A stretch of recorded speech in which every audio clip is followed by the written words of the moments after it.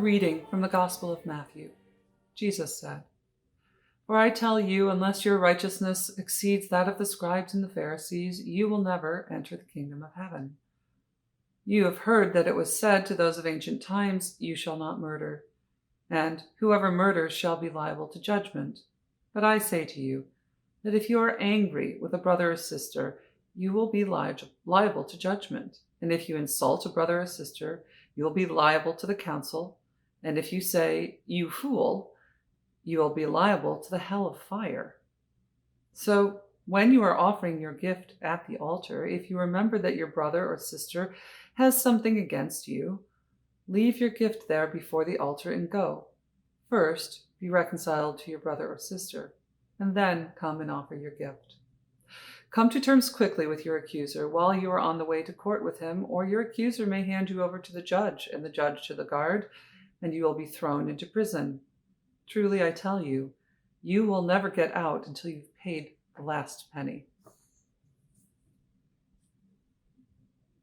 First, be reconciled to your brother and sister. How many of us as children have heard that from our parents? How many of us as parents or caregivers of younger people have seen the folly of a group of children fighting it out, and one of them coming to the parental or the supervising folks in the room and wanting to make good with that authority figure, but having just been dreadful to their peer group? It's not possible for us to say to that child who comes forward after having clocked somebody with a toy train in the head, and they want to come and make nice, we have to redirect them and say, "I would love to be in relationship with you. I'd love to have you on my lap. But first you need to go and apologize to your sister, your brother, who you've just had this conflict with." It's a simple illustration for a simple concept, but it's worth resting on this as we are working through the first days of Lent, where we are concentrating, many of us, on our own personal relationship with the divine love, with God, with Jesus, asking God's merciful, grace-filled presence in our lives, helping to draw us more fully into relationship, helping us to overcome the distance that we've placed between us and God. We need to be reminded that there will be no complete reconciliation with God without us thinking about those other relationships. For lack of a better word, thinking of the one between us and God as vertical. God is interested in those horizontal relationships as well. As God looks at us and wants the best for us and wants to see us live into the fullness of the life to which we're called, God is saying, it's not enough for you simply to come to me.